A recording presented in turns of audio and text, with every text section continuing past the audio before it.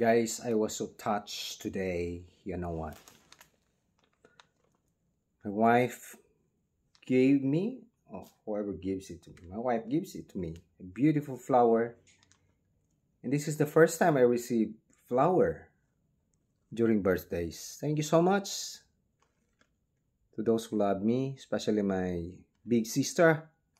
Thank you for the sponsorship of our lunch today. Dami po naming na-enjoy sa lunch. Thank you so much. And everybody, those who greeted me, happy birthday today. From the bottom of my heart, yung nagbigay ng stars, saka hindi pa nakapagbigay ng stars. Anyway, thank you so much, guys. Thank you so much.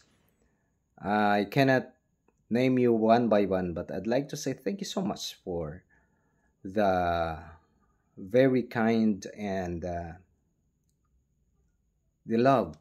Yeah, should I say the love that you've given me. To my parents, Daddy and Mama, thank you for coming here just to send the food, which I really don't have money really today to buy food. But thank you from my sister, no?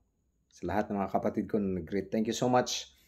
And may the Lord continually bless you also. Thank you and God bless us all.